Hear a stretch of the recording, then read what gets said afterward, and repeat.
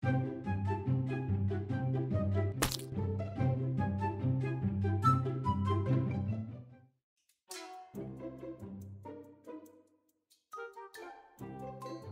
my wife and I first got together, we lived in a tiny apartment, and we shared a twin bed. The situation continued to get even worse when she got pregnant. This, of course, substantially reduced the sleeping area. So one night, when she was like 7 months pregnant, I woke up in the middle of the night, trying to readjust the blanket so that I could recover myself. It often would end up bunched up between us, so I reached down to find it, and I pulled it back up. There was some resistance, but I assumed that she had her foot on the blanket, so I pulled harder, assuming that it would come free. At this point, my wife turned her head around angrily and asked me what I was doing. As it turned out, I was not pulling on the blanket. I had grabbed the back of her underwear, and I was forcefully pulling them up her butt crack. I broke out laughing. I couldn't stop. She was substantially less amused, and even less so after my explanation. So that's a mistake I'll never make again. Never tell an angry, rudely awoken pregnant woman that you mistook her underwear for a blanket, especially when you're laughing hysterically the whole time.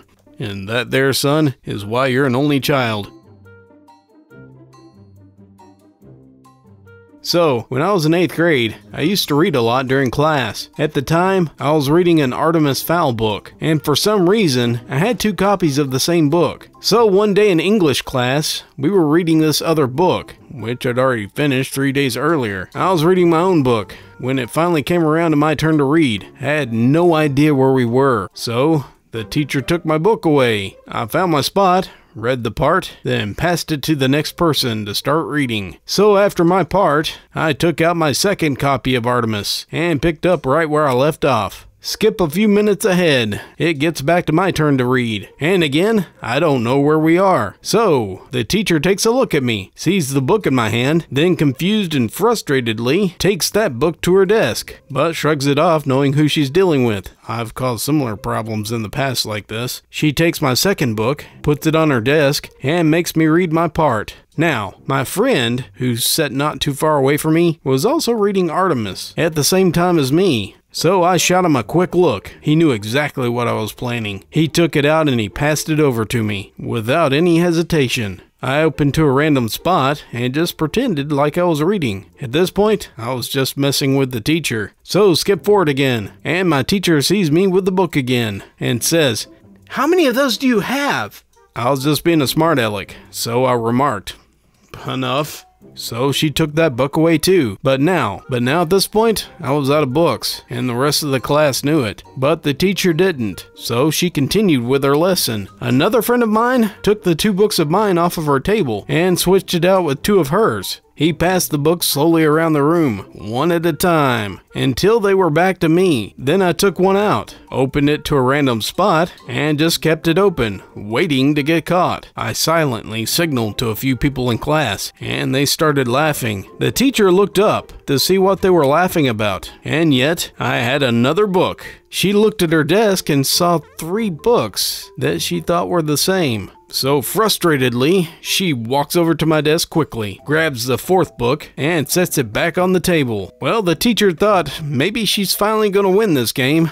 Well, she was wrong. She underestimated my teamwork with my classmates, so the second she wasn't paying attention, I seemingly took a 5th book. The teacher, upon seeing it, got very flustered, and she started laughing hysterically at this point. There was no more teaching going on. The entire class was also going ballistic, trying to see who would win. It was turning into a game of how many books does this one 8th grader have? So at the end of the class, she thought she had taken 11 books from me. Well, I took pity on her, and I told her really what happened. I told her that I already read the 1st book, and of all the teamwork that went on. Fortunately for me, she had a really good sense of humor, and we were both laughing and making jokes about it. In the end, she agreed to let me read my own books, as long as I kept track of the actual book we were reading. Meanwhile, I asked the person next to me to tell me where we were, so it turned out I actually didn't have to keep track.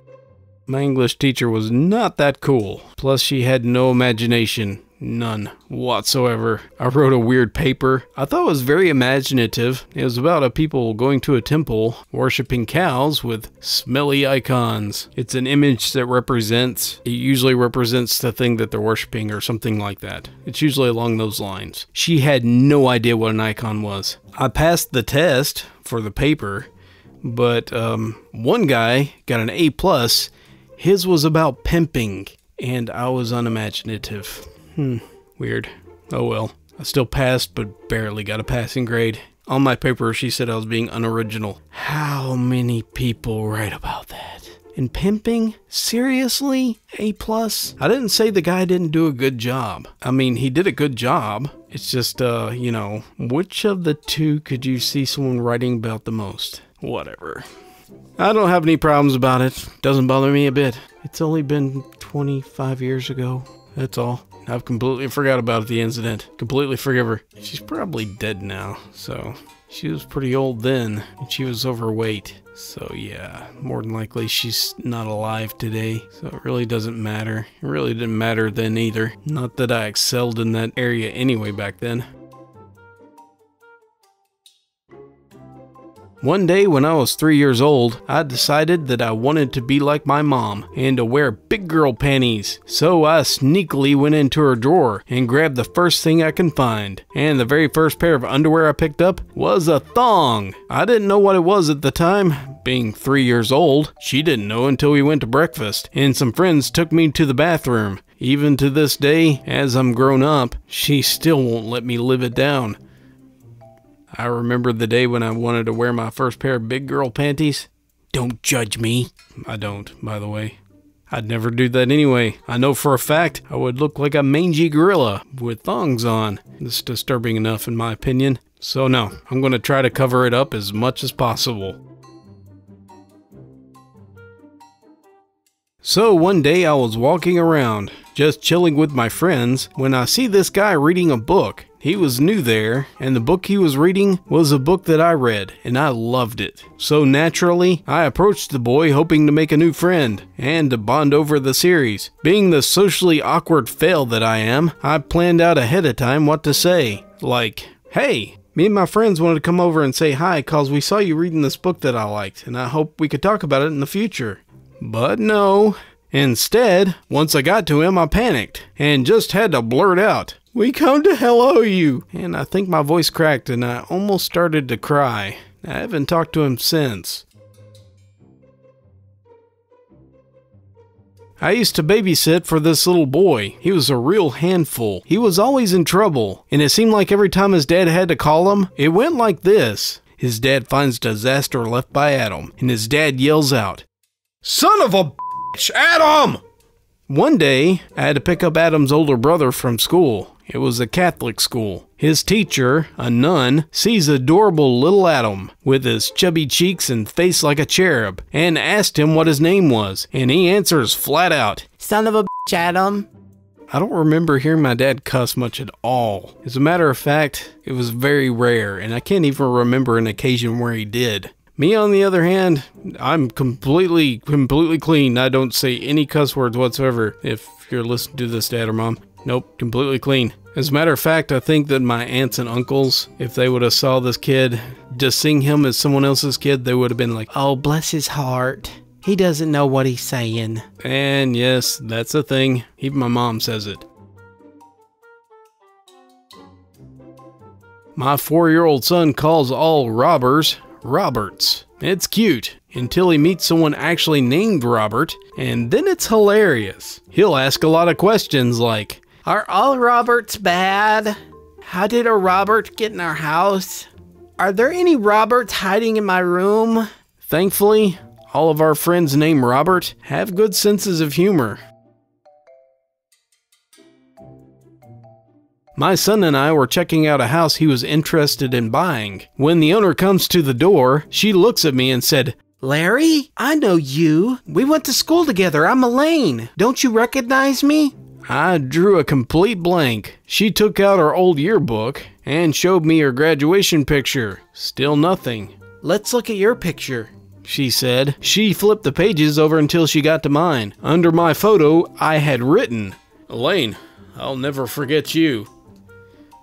I used to work as a security guard at the mall. Yes, I was a mall cop. I used to meet a lot of people, and a lot of people would recognize me. That was really fun, but there were some people I couldn't quite place, and they would talk to me. I did enjoy it. I loved meeting new people, and I loved being able to talk to people, even if I didn't remember them, because, you know, I don't know, I'm kind of weird.